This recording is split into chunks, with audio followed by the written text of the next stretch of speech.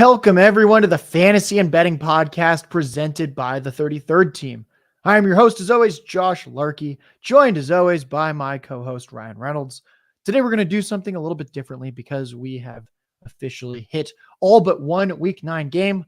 We can call this the midseason point. Today, we're going to go team by team, discussing the preseason expectations for each team, discussing what their win total began at before the season started, what it's at now, what their current record is, and what our expectations are going forward. And if there's any players that we want to call out for fantasy purposes that we might be particularly interested in. We'll start off with the AFC North. We'll start off with the team that is in fourth place. The Bengals are 5-3. They're in fourth place. They're 0-2 in their divisional games so far this year. Before the season began, they were tied for the highest win total at 11.5. After their 1-3 start, they have rebounded nicely, but the win total is now at 10.5. Joe Burrow is starting to look like himself again. Jamar Chase has a little bit of a back injury. Ryan, what have you seen from them, and are you as optimistic about their rest of season outlook as the betting markets at this point? I'm actually more so. I have the Bengals at 12-5. I wrote up win-loss predictions last week. I'm not changing that. I expected them to beat Buffalo. I'm completely ignoring the first 4 games because Joe Burrow was playing with an injury. It obviously limited him. Burrow's back. They're a different team with him. The offensive lines played their best 2 games of the year in back-to-back weeks. T. Higgins looked back on Sunday night as well. This will we said this before the season started, Josh. This will likely be Burrow's best supporting cast on offense for the rest of his career due to financial constraints. So I think the Bengals have a very good chance to get out of the AFC and play in the big dance at season's end. Yeah, I think so too. T. Higgins, I think we will actually get the round 2, round 3 fantasy pick that we were hoping for this season. And I think Mixon is kind of the same way. We talked about it a few times earlier this year where Joe Mixon's getting outrageous usage. We simply needed the offense to be competent. Offense has looked good the last month. And sure enough, Joe Mixon's fantasy usage is trending up, looking like a low-end fantasy RB1 rest of season.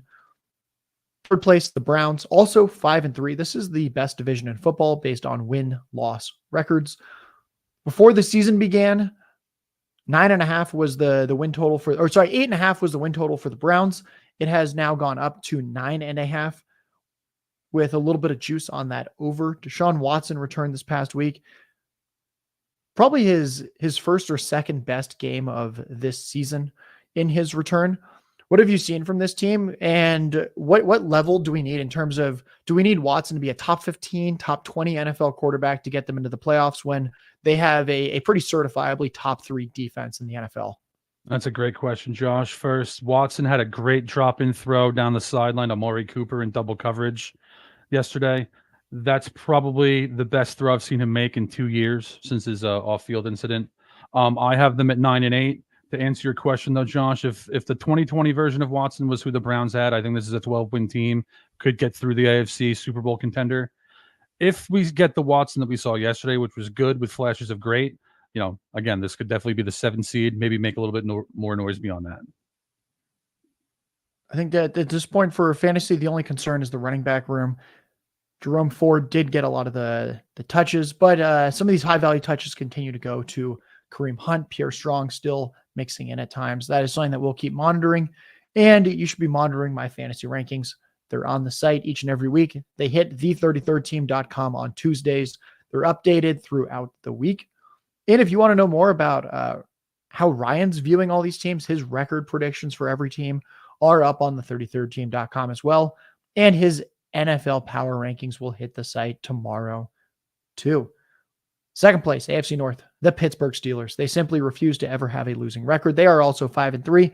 Season begins, win total's 8.5. Now it's currently at 9.5. It's gone up a little bit, but there's a little juice on the under. So it looks like people are thinking they'll probably win 8-9 games this year. Kenny Pickett, ultimately a pretty rough game. I think he had 5.5 yards per attempt against a pretty patchwork Titan secondary. The team got the win surprisingly through the run game this past week. Defense has been good, not great. What do we need from Kenny Pickett? It's kind of the same question at this point as the Browns in terms of all the pieces look there. It's mostly at this point on the quarterback. Yeah, I have the Steelers at 9-8, primarily because, why are we going to bet against Mike Tomlin having a losing record at this point? But I wouldn't touch their win total currently. Defense continues to be strong, but like you said, they're down Minkah Fitzpatrick. They've been down Hayward for quite a while too, so they're not at full strength yet. And like you said, the offense is volatile. Deontay Johnson returning certainly helps the ceiling of this offense, but ultimately, Kenny Pickett's, a below average quarterback right now, and that's the reality of the situation. The juggernaut of the AFC North to this point has been the Ravens. They're 7-2. Season begins, their win total's 9.5. Heavy juice on that over. And now it has gone up from 9.5 to 11.5. So it looks like people out there think the Ravens will kind of roughly keep this type of pace. Defense has been phenomenal, top to bottom, probably the best defense in the NFL, at least for fantasy purposes. This is the scariest defense when you're choosing which players to start against them. Offense, it's been a mixed bag. I'm going to have an article out on the site probably for next week looking at how fantasy friendly and unfriendly play callers have been. The Ravens have been an absolute disaster trying to predict each week who's going to get the touchdowns, who's going to get the yardage. Lamar Jackson seems like he's either getting you 12 fantasy points or 30 this year. From a real football perspective, what have you seen out of at this point, one of the MVP frontrunners in Lamar Jackson? Yeah, I mean, from a production standpoint, he's way off in the race, way off the pace. But ultimately, the quarterback, one of the number one seeds, almost always wins the MVP, at least in recent years. I have the Ravens at 12-5. Their blowout wins against the Lions and Seahawks are among the two most impressive wins in the season for anyone. Reliable team with an excellent defense. But here's the problem I have with the Ravens in general, Josh. Versus Cleveland, versus Cincinnati, at the Chargers, versus the Rams, at the Jaguars, at the 49ers, versus the Dolphins, versus the Steelers. 0 easy outs the rest of the way.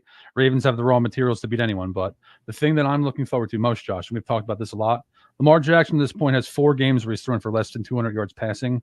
He's going to need to do more in the air against a lot of these teams. I think he can, but the ultimate question here is this, and this is why they changed offensive coordinators. Can he do it for a long stretch? Because if they're going to make any noise in the playoffs, that's what they're going to need. Keaton Mitchell had the breakout game, undrafted rookie running back, runs for over 130 yards. Make sure you're checking out our waiver wire column that's up on the 33rdteam.com, written by Nick Bodiford. And tomorrow when Ryan and I do the waiver wire show, we stream that on Twitter midday. We'll dive into the Ravens backfield, which has been difficult to predict at times since J.K. Dobbins' injury. And with Keaton Mitchell's emergence, there's a slight chance we get clarity. I highly doubt week to week we'll know exactly what to do. And I think that will kind of determine our bids for him as well with waivers, where it's just been a very, very tough backfield to understand. Let's turn to the AFC West. Broncos, last place in the division. They're 3-5 right now. Season begins. Their win total is 8.5. I believe we actually both leaned under on that at the time.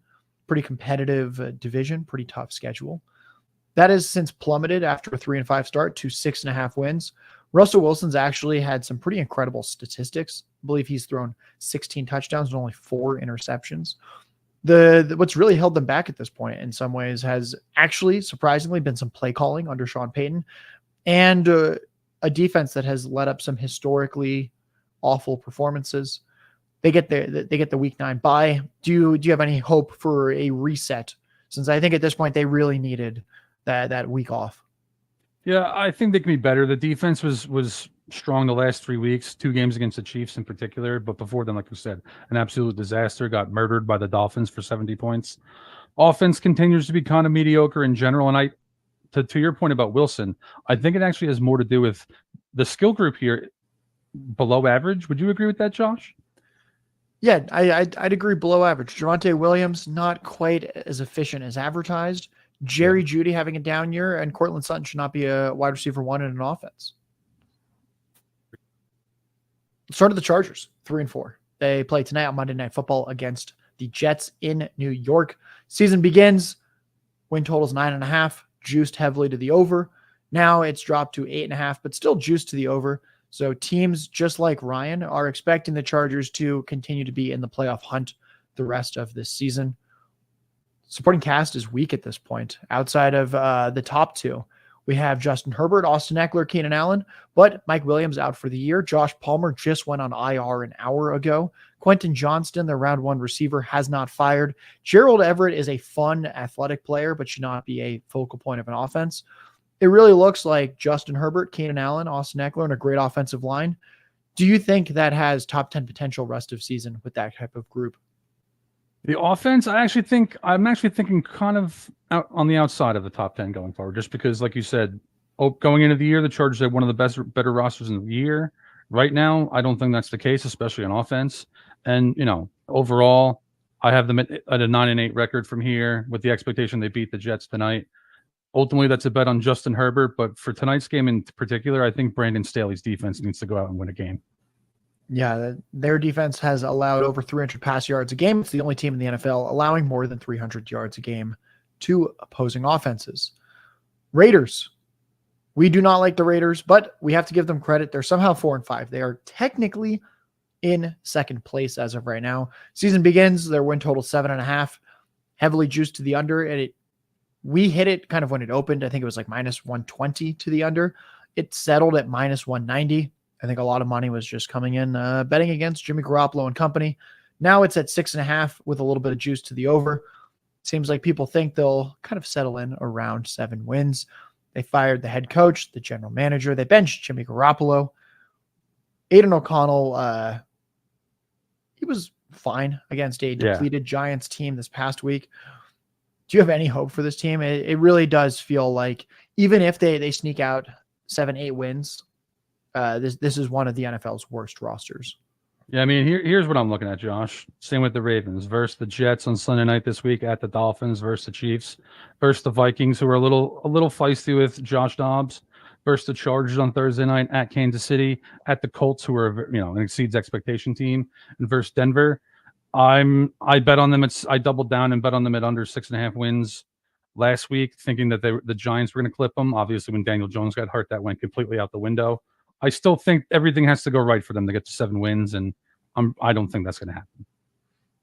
Yeah, I remember before the season began, we did an internal strength of schedule metric. I had the Raiders overall as the 7th hardest schedule in the NFL.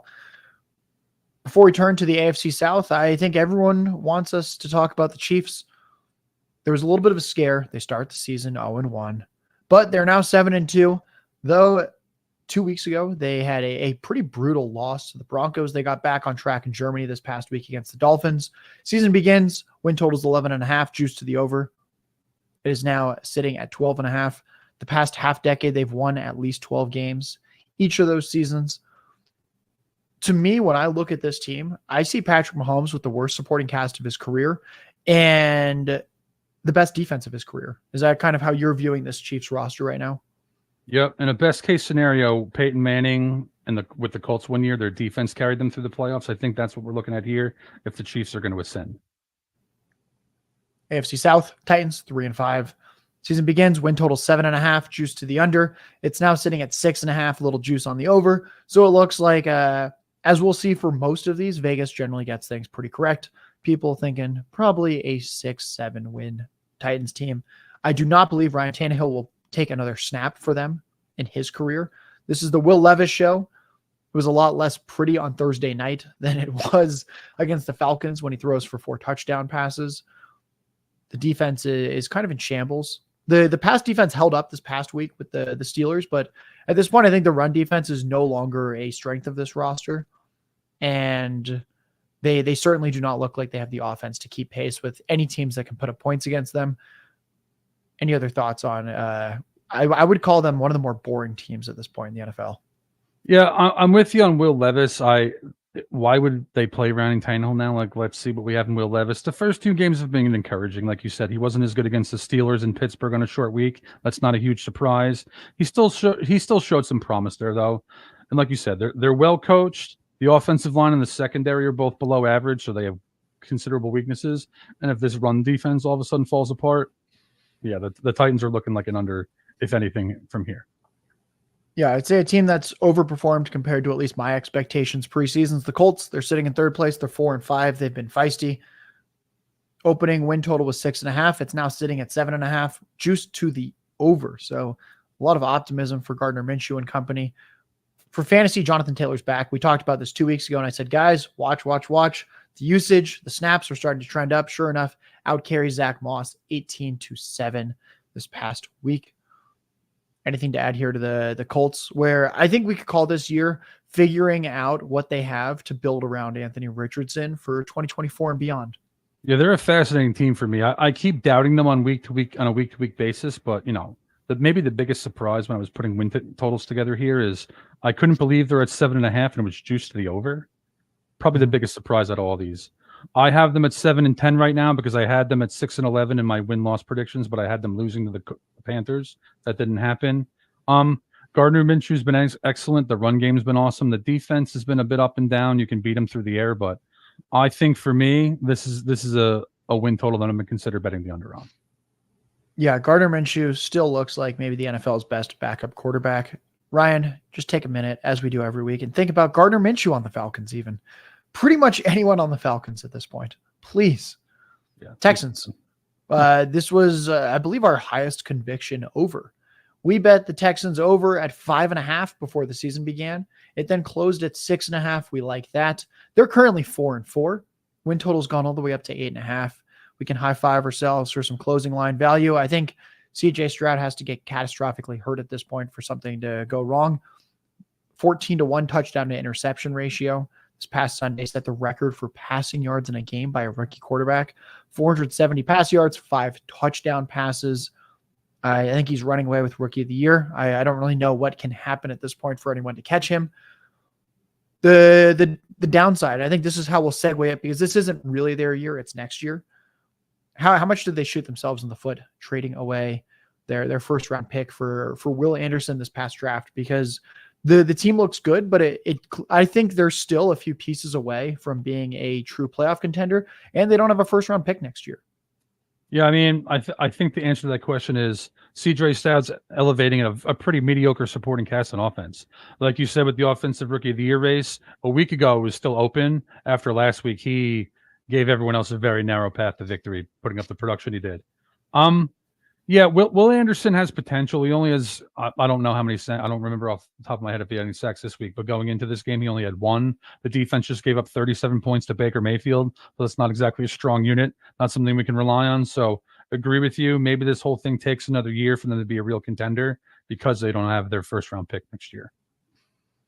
One positive, and on a positive note, it's been a good season for them. Fantasy football wise, we have to love the gold mine of their receiver production. Defaulting to 3 receiver sets at all times. And at least for me, I didn't see that coming. Their offensive coordinator came from the 49ers. And I think all of us at this point know the 49ers are not big 3 receiver set type teams because outside of Deebo Samuel and Brandon Ayuk, you never hear from any of their receiving core. Jaguars, first place in the division. I believe confirming the best record in the AFC right now, 6-2. Before the season began, win total was 9.5. We both leaned over on that one. It's now sitting at 11.5. I think Trevor Lawrence has taken a little bit of a step forward from last year, but not necessarily what we were hoping for. It's kind of been just at least the way I see it on a macro level. Defense has played a little better than expected, and this team just hasn't made too many mistakes overall. I'd agree with all that.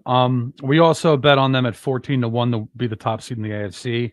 I have them at 13-4 with a loss coming this week to the 49ers because of their schedule. The one advantage they have on all the other teams that are probably going to win their division is they have a much easier schedule. To that point, I'd actually have the Jags in the 7th to 9th best overall team type range. We're going to get to the Lions later. I feel the same way about them, where I do think Jacksonville is drawing very, very live at the number 1 overall seed, especially because the AFC North is so competitive and the Chiefs' offense really isn't hitting its stride so far. Let's turn to the AFC East. Pretty exciting division, but before we do that, Ryan is Ryan Reynolds NFL on Twitter. His power rankings hit the site tomorrow. His Survivor thoughts have those hit the site earlier today, right? I believe those are already up on the33rd-team.com. And Thursday, his expert picks and predictions for every game will be hitting the site as well. AFC East, Patriots, first time since the year 2000 that the Pats are 5 games below 500. They're 2-7. Season begins, the win total 7.5. It has plummeted to 5.5 with heavy action on the under. Is this Mac Jones' final year? Are they about to blow things up? I think we've talked about this a couple times now that if Bill Belichick wasn't in town, this would very well be the worst team in football. Yeah, I agree with that. That's the thing. Going into the year, the roster was a problem. They had a very tough schedule. Now they've lost some key people on defense, and really the only wins they have are because Belichick's associated with this team. So I agree. It would be between them and another East Coast team vying for the worst team in the league right now if Bill Belichick wasn't in New England. Jets, they're 4-3. They play tonight against the Chargers. They host them on Monday night. I'd say the story of the season is just no Aaron Rodgers after 4 snaps into the season, rupturing his Achilles. Before the season began, the win total was 9.5. A lot of action on the over. It's now sitting at 8.5. That is entirely due to the defense. Anything to add here? I think the Jets are just a pretty quick one at this point. Zach Wilson offense with a top 5 defense. Yeah, I feel bad for Jets fan, man, because we were right about the Jets. We had the Jets as a contender. We had them going 12-5 this summer, and I think that's where they'd be headed if they have Aaron Rodgers. Unfortunately, they have the exact opposite quarterback on the quarterback spectrum. You know, their defense is fantastic, though, and it's already beaten the Eagles and the Bills, so we'll see if they can keep them alive. Fantasy purposes, very easy solve. We like Breece Hall, fantasy RB1 rest of season. Garrett Wilson, kind of a low-end fantasy wide receiver 2 based on volume, and you should never start anyone else on this team. The Bills, what looked like one of the most complete teams in the NFL at times earlier in the season has now dropped games to the Patriots, the Bengals last night. They're 5-4. If the season ended today, they would not be in the playoff picture. Opening win total was 10.5. It's dropped to 9.5. You've talked about how Josh Allen has the best supporting cast that he's had in the past few years. Where should we pin some of this blame at this point? Because blame needs to go somewhere when a team like the Bills is 5-4. Yeah, I know injuries on their defense have definitely hampered them a little bit. On offense, it's strange. Like I was expecting more last night. They play a little bit too much hero ball, if that makes sense. They need, teams try to take away the big play from Buffalo. They need to go underneath more. It's why I like Dalton Kincaid. That said, I'm a little bit ambitious on them from here. I had them going 3-2 against a group of opponents: the Bengals, the Chiefs, the Eagles, the Cowboys, and the Dolphins. I expected them to lose to Cincinnati last week. So I could see better days ahead from here, but I don't think that's as much of a guarantee as I would have a few weeks ago. Dalton Kincaid, I would say at this point, looks like the tight end 4 rest of season in fantasy. We've got Travis Kelce, Mark Andrews, and TJ Hawkinson, and then Dalton Kincaid. And I think there's even a slight chance Kincaid can leapfrog TJ Hawkinson, depending on how this Josh Dobbs offense settles in. Dolphins, they are 6-3. That is the most misleading record in the NFL. Teams below 500, bravo, 6-0. Teams above 500, winless, 0-3. It's really at this point about whether or not Tua Tagovailoa and company can win against a formidable opponent. Opening win total was 9.5. It's now at 11.5 with heavy action on the under. But I think Dolphins fans really do not care about the regular season. They want this team to go to the playoffs, and I really don't see how they're built for the playoffs at this point if they are simply unable to rise to the level of their competition. Yeah, right now the offense struggles when it's off schedule. So when they're playing, the Eagles, the Chiefs, and the Bills, disruption, solid secondaries. They haven't done much against those groups. We've been talking about this for weeks. In fantasy, even if this stretch continues, maybe you get off the Tua Tagovailoa train before the trade deadline. We'll see what happens there. One positive for Dolphins fans is the defense does appear to be getting better as the season goes on. They've got Jalen Ramsey now. So if that can happen, they at least have multiple paths to winning games down the stretch. They'll be on a week 10 bye, but fortunately, all reports of that electric rookie running back Devon Achane will be returning for week 11. My rest of season rankings and trade calculator will hit the 33rdteam.com on Wednesday. Achane will remain a top 12 fantasy running back rest of season. Make sure you check that out to see exactly where I have him. He looks like one of the few running backs that legitimately has league winning potential in a season where almost every single fantasy running back not named Christian McCaffrey has been thoroughly disappointing. Halfway there. Ryan, let's talk about the NFC, and we'll start with the North. The Chicago Bears, I'll let you say that name in just a second. They're 2-7. Before the season began, win total was 7.5. Now it's at 5.5. The 7.5 was actually juiced up. You and I were pretty optimistic that they could sneak out 8 games. And now 5.5, we got that wrong. It's juiced to the under. But I think what we didn't get wrong is that the highs of this team are quite high. We saw that with Justin Fields. We did not realize Justin Fields would have already missed half the season. I'm actually slightly optimistic for what they look like when he returns. What do you think he needs to do to ward off a potential challenger? Because the Bears will have their first round pick and the 1-win Panthers first round pick in this upcoming draft. Fields has his work cut out to remain the Bears starter for 2024 and beyond. Yeah, I mean, even this year, I've actually liked Tyson Bagent more than I expected a couple weeks ago. He does a few things well. He manages pressure as a passer a little bit better than Fields, which is crazy. Fields is more, fantastic runner, Lamar Jackson level runner, and I think that's what the element that he brings to the table here. But in terms of like throwing a pass on a 3rd and 6, I actually think Bagent might be better than him in some ways right now. That said, Josh, I'm gonna say this for the Chicago Bears fans, the Bears. I think their roster overall, outside of the quarterback position, is actually a little closer to being competitive than most people would think. Montez Sweat, this is what I'll say about analytics when it comes to pass rushing. I don't really pay attention to them because if you had him as like a 40-ish pass rusher in the league, I would throw that model completely in the garbage. He's not like a top 5 guy or anything, but already he paid dividends against the Saints this week that they have like a headliner. Finally, they need another one, because they don't really have anything at their edge rush, but Sweat already made an impact. Not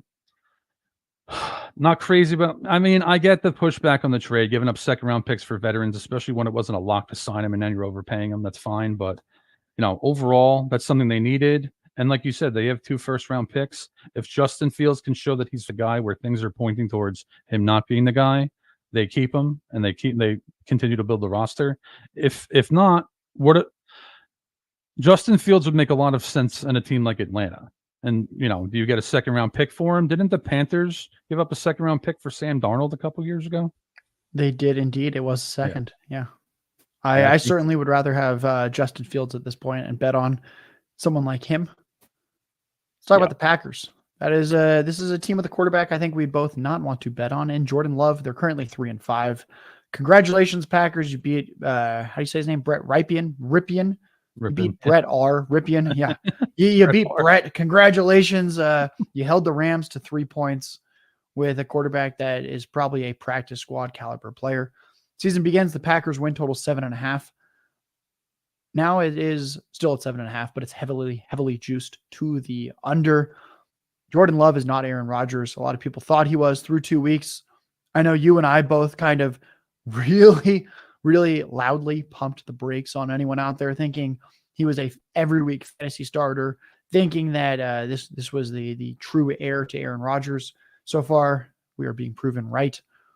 I don't think this team can make any noise this year. Is that sort of where you're at?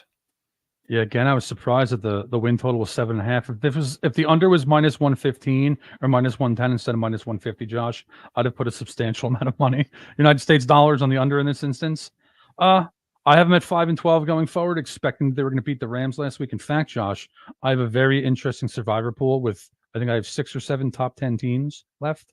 And I rolled the dice with Green Bay last week, so I'm expecting them to win that game. No confidence in Jordan Love's offense. The defense will have to carry them past 7 wins. I don't think there's enough there to get them there. Yeah. I was a little bit disappointed to see it was at -150. Let's talk about the Vikings. One of the more surprising 5-4 teams right now. Season begins. The win total is 8.5. Despite losing Kirk Cousins to a torn Achilles, it is still at 8.5. The Josh Dobbs experience was electric. He comes in. Jaron Hall, their 5th-round rookie from this year, gets concussed. Was it 2 drives into the game? Dobbs comes in. He does lose 2 fumbles, but he showcases his legs. He showcases a little bit through the air, pulls out a pretty incredible comeback over the Falcons, who we can tread very shortly. Anything to add here to the Vikings? I think they're kind of stuck in the middle where this team's a little bit too good to be able to get a quarterback.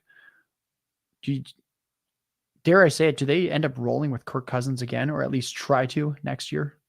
See, what's interesting about that, Josh, is I think Kirk Cousins was having his best season to date this year. He was really, really good. And not more importantly, but as a complimentary piece here, Brian Flores' defense was becoming consistent every week, becoming a real factor. way, way better than what Minnesota was working with last year. To the point, I actually think they were becoming a more dangerous team than they were last year when they won 13 games. That said, while they were looking at the 7 seed at least in the wild card race, and I think Dobbs can keep them alive over the next few weeks because they have the Saints at Denver versus the Bears, at Vegas over the next few weeks. You can go 2-2 or 3-1 versus that group with Dobbs. But at the end, Bengals, Lions twice, Packers. We'll see what happens. And that, like you said, Josh, I think that has them stuck in the middle. And if I was going to bet their win total, it would be under 8.5 or leave it alone. That's where I would be at as well. The Lions are 6-2. Season begins, they're at 9.5. Little action on the over. Now the win total's up to 11.5 with heavy juice, -150 on the over. Seems like people out there think they're winning 12 or 13 games. Schedule's not too difficult. Yeah. Defense has taken a big step forward. The offense, I'd actually say, has been a lot less exciting and explosive than last year. So I think it's a strange Lions team where it's a good offense with a, in some ways, very good defense. How are you kind of viewing them rest of season and into the playoffs? Because the NFC is very weak outside of Niners, Eagles. We'll give a half point to the Cowboys. Yeah, I agree. I view the Lions similar to Jacksonville in the sense because I think their schedule is actually pretty manageable. At Chargers off their bye this week, the Bears, at the Packers on Thursday night at home, at the Saints, at the Bears versus the Broncos, at Minnesota without Kirk Cousins, at Dallas is their toughest game versus Minnesota in the season finale. They could get to 12-13 wins pretty reasonably. If again, Josh, if the over was -110 here, I'd bet the Lions over just because of the schedule. But I agree. This offense is not a premium offense right now. It's a good, not great offense. And the defense has actually been more of the star of the show so far this season. Yeah, the Lions were the 5th highest scoring offense last year. If you told me going into the season that they would have a top 8, top 10 type defense, I would say this could be the class of the NFC. And it's very interesting that the offense has been a pretty big letdown, a severe lack of the big play. Let's turn to the NFC West. The Cardinals are becoming who we thought they'd be until Kyler Murray returned. This team was exciting through 3 weeks. They even upset the Cowboys. They're now 1-8. Win total before the season began was 4.5. I know we liked the under or leaving that alone. It's now dropped to 3.5, slightly juiced to the over. Clayton Tune was horrific this past week. Kyler Murray will start week 10. I think they need that. What do the Cardinals need to figure out with this roster over these next 8 games as they try to figure out and navigate this rebuild? Well, they kept Hollywood Brown, so that means they have to be viewing him as a key piece going forward. You have to figure out if Trey McBride's a foundational piece at tight end. The defense has overachieved at a lot of points this season. I'd say the same for the offensive line. But like you said, Clayton Tune this team wasn't going to win a game for the rest of the year if he was their starter for the rest of the season. But with Kyler Murray coming back, they're dangerous against just about anyone. Not everyone. I don't think they're going to go beat a team like Baltimore with Kyle Murray, but I think they're going to end up with 3 or 4 wins now with Murray, just almost primarily because of him. I want to thank the people out there who look at yardage and fantasy points and not targets, because Marquise Brown in almost every league that's not highly, highly, highly competitive is still a screaming buy low. The targets have been there. He's been below 50 receiving yards each of the past 4 weeks. That is how you can convince your league mates to sell him to you. I think he should be ranked as a top 24 type wide receiver rest of season. Now that we have confirmation Kyler Murray will be back, all the conditions are matching up well with the first half of last season when through 6 weeks, he was averaging 18 fantasy points per game. Rams 3-6 had one of the hardest to watch offenses this past week. I think out of all teams that could use a bye, we could say the Rams could use a bye. I think Matthew Stafford probably starts week 11 when they return. They're 3-6. Season begins. The win total was 6.5. It has since risen to 7.5, but it's at -170. So I'd say not all that much has changed if everyone's just assuming that we're going to be slamming the 7.5 under. What do you think about the Rams right now? And you've said Matthew Stafford to this point has looked like one of the best quarterbacks in the NFL. It really seems like it's Stafford, Kupp, Puka, and that's not much else on this team. I'll go Stafford, McVay, Kupp personally, but How good is Matthew Stafford? We see Brett Rippon going to Green Bay and lose 20-3, where if Matthew Stafford was the quarterback, they probably beat the Packers. That's how good Matthew Stafford is. But at the end of the day, this is not a very good roster. I have them at 7-10, where I was on the verge of 6-11. Again, this is another one of those win totals where if it was minus 110, I'd be all over the under. I think betting it at 6.5 is doable depending on what kind of lines you get. But again, ultimately, especially if Stafford misses this game coming off the bye. But again, this team is so reliant on Matthew Stafford. They have very, very little else outside of their wide receiver group. Yeah, minus 170 juice, kind of implying that nearly 2 and 3 times Vegas is expecting under 7.5 wins. Seahawks, we loved the Seahawks going into the season. One of our absolute favorite bets was not just the Texans over, but the Seahawks over. They're 5-3. Win total opened to 8.5. It's now at 9.5. We can pat ourselves on the back for getting that part right. What we did not get right is that it would be almost entirely driven by defense in a strange way. Geno Smith has been pretty terrible this past month, despite having one of the most talented supporting casts in the NFL. Offensive line health has been an issue at times.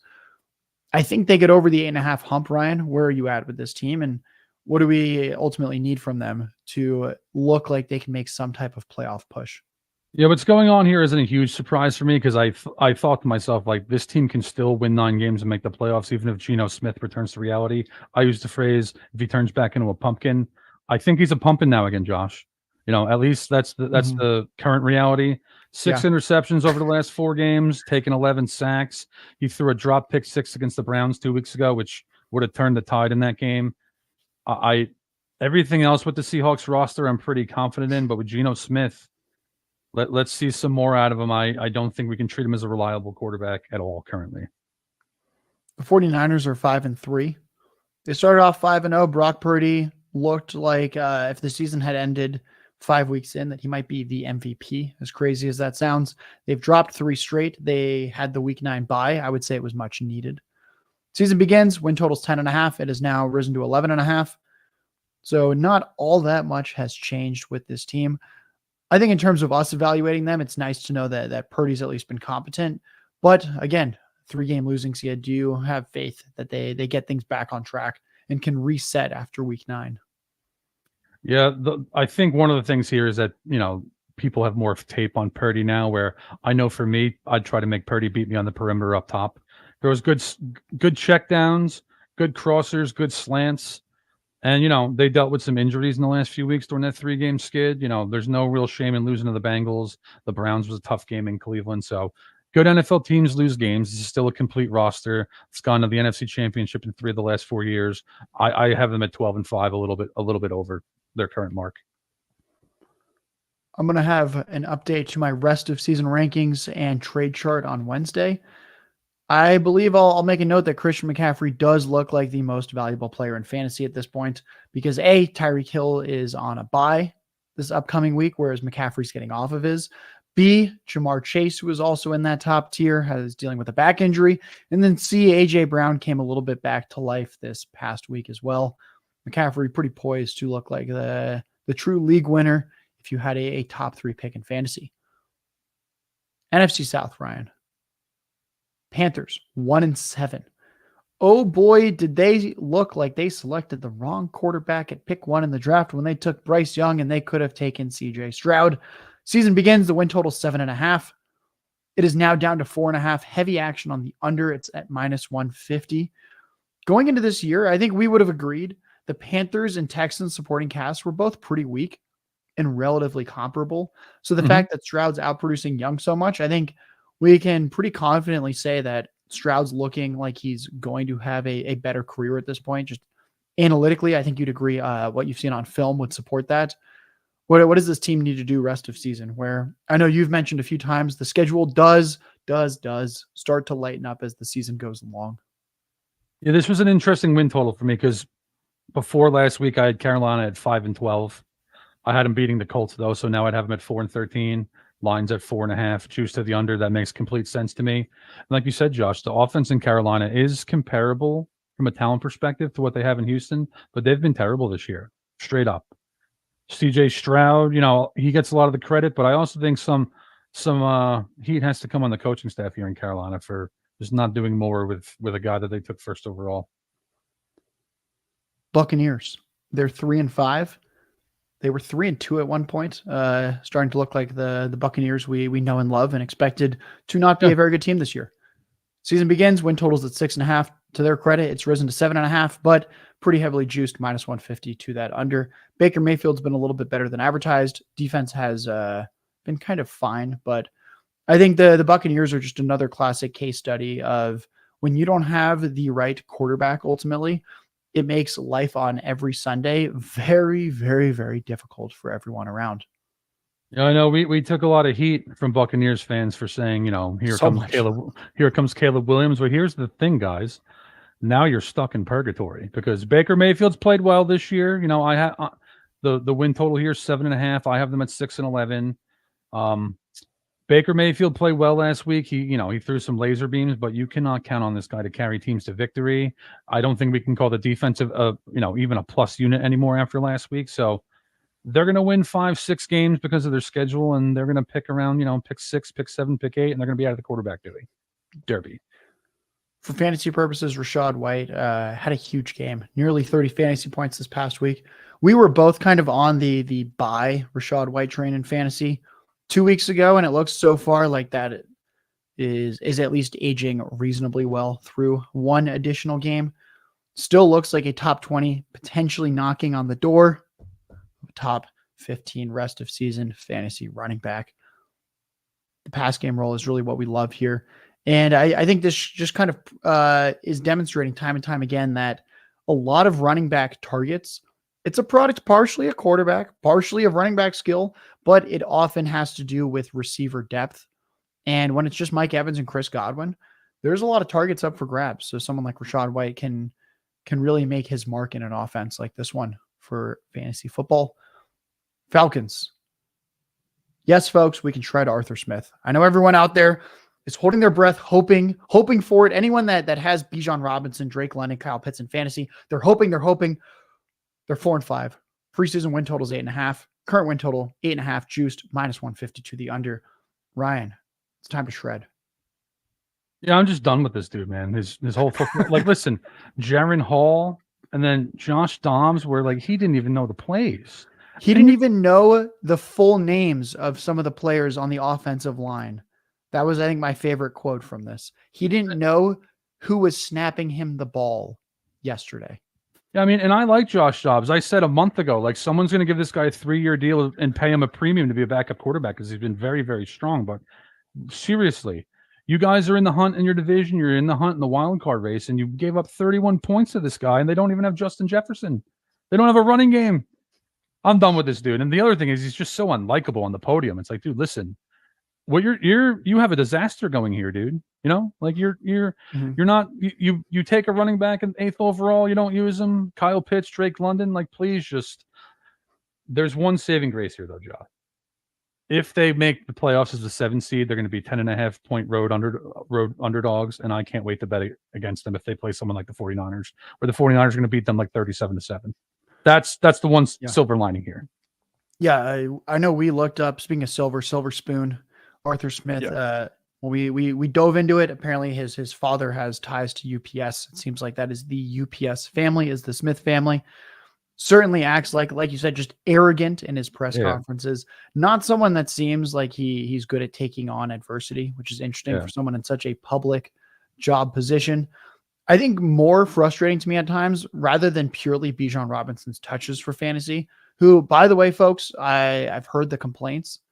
And I agree. Bijan Robinson would be dropping out of tier 2 in my rest of season fantasy rankings. Not just the touch volume, the fact that there were multiple drives in the red zone at the goal line where Bijan Robinson simply did not see the field at all. I understand if you're not going to let him touch the ball, but the fact that you don't have a weapon like that who you took 8th overall, attracting defensive attention on the field, truly, truly egregious. Saints, they're 5-4. 9.5 win total before the season and right now as well. It's been a cakewalk schedule. That was kind of the main reason that we thought the Saints might actually win some games this year. We had them as the easiest schedule in the NFL, with the Falcons close behind at second easiest. A lot of it was just a product of the division. Derek Carr, I think he's actually been better than last year. Defense has been up and down. I don't have too many good things to say about the Saints, but I think you'd agree they'll probably continue to keep winning games at this point. Yeah, I have them at 11-6 again. There's a few teams that I think will have inflated records: the Jaguars, the Lions, and the Saints, and it's because of their schedule. No changes here for me on that front. Borderline complete team where their defense is good but not great. Offense is capable of the passing game. We've seen a few 300-yard games out of Derek Carr. The running game's capable. The biggest weakness is offensive line. I don't think they have any kind of real strategic edge either. But this team does shoot themselves in the foot a lot. They're maddening, so they fall below that number a little bit. That's the reason why. Taysom Hill's been a revelation. I believe it's been the past 6 weeks now. He's the tight end 2 in fantasy. He'll be added to fantasy rankings, rest of season rankings going forward. I understand he's not eligible on every single platform as a tight end, which is why I kept him off, as I didn't want to throw anybody off. But at this point, just with how much fantasy production he's had, it's time to bring him back in. And I believe, fun fact, this was on the 33rd Team Instagram account. Everyone should follow that. One of the best Instagram accounts out there. I believe Taysom Hill just became the 5th player in NFL history to have 10 passing, 10 rushing, and 10 receiving touchdowns in his career. So the large adult son of Sean Payton continues to be a thorn in the side of fantasy managers everywhere, outside of the ones able to start this hybrid player in their tight end slot. Before we get to the final division, the NFC East, make sure you're following Ryan Reynolds at Ryan Reynolds NFL on Twitter. He's watched every snap of every game since 2014. He lives to talk about it, and he also talks about football in a way that nobody else does. The way that he takes what he's seeing on film, the data that he's combing through, and makes it so easily accessible for everyone. All his work is on the 33rdteam.com when you're playing fantasy football, when you're betting. Expert picks and predictions, what to bet on, the waiver wire show we do on Tuesdays, the fantasy and betting podcast that we do on Thursdays, the player prop happy hour that we do with Ben Wolby on Fridays. Ryan's stamp is on almost everything we're doing here at the 33rd Team. Ryan, we'll keep this quick. New York Giants. I know you don't want to talk about them too much. Their current win total's off the board. It was 7.5 before the season began. We'll keep this very, very short. Which team finishes 2023 with the worst record? I don't think I can keep this short, Josh. I mean, you said a lot of nice things about me, so I want to be respectful and do this. But I want to say this way, Josh. All right, shred round 2. Here we go. The Giants are 2-7, and they play the Cowboys on the road, Washington on the road. Tommy DeVito is going to throw 12 interceptions against Bill Belichick's defense in Week 12. Then they have a bye versus Green Bay, at New Orleans, at the Eagles, versus the Rams, versus the Eagles. I don't think they're going to win another game. That's why they're off the board, because what are you going to make their win total? 2.5 right now? I should be off the board for the rest of the season with their quarterback situation. Horrifyingly bad offense, maybe the worst offense in the history of the sport going forward. Yeah, I'm getting a lot of questions right now on Twitter at Larky Tweets. Should I drop Darren Waller? I would drop Darren Waller. He's on injured reserve. This looks like an unwatchable offense. Ryan, you've actually said what is this? Like the worst offense of the past decade. You said something along those lines. Horrifically bad. I mean, they had negative passing yards 2 weeks ago. It's bad, man. Yeah, if anyone not named Saquon Barkley at this team, I think you can either just toss on a deep bench or try to trade to your league mates who don't realize the Giants probably won't win another game this year. Commanders, they're 4-5. Their win total opened at 6.5. It's still at 6.5. Sam Howell's currently pacing to set the NFL record for dropbacks in a season. Yet we can't really get consistent fantasy production from anyone on this team. That's frustrating to me. Pass defense has been god-awful throughout most of this year. Offensive line hasn't been great. So strange to say that it's really been Sam Howell helping them win games at times. Do you have any optimism for this team? Vegas kind of thinks they'll win 2 to 3 more games. I think that's in part because they had the fire sale on the defensive line. Montez Sweat is now a Bear. Chase Young, now a 49er. What is this team trying to do rest of season? It's a great question. Washington's always such a weird team, like because they have talent and they've been feisty. I actually think they'd end up being the NFC 7 seed if they had a better schedule. Their second half schedule is brutal. I actually bet on Ron Rivera to win Coach of the Year at 400-1, just because I do think there's a path to them sneaking into the 7 seed in a really, really weak NFC. But I do think the schedule kills that. And I'll say this, Josh, Sam Howell's fascinating. Like he's like Gardner Minshew. He's the kind of like quasi-starter backup that everyone should love, really. Yeah, I think I'd like Sam Howell more if he was forced into action this year because something happened to a veteran quarterback on this roster. So we'll give him credit. Looks like a pretty elite backup NFL quarterback. Folks, we've got 2 teams left, and then we will end the show with Ryan's Super Bowl prediction. Cowboys 5-3. Preseason win total was 9.5, minus 170 to the over. It's now 10.5, minus 160 to the over.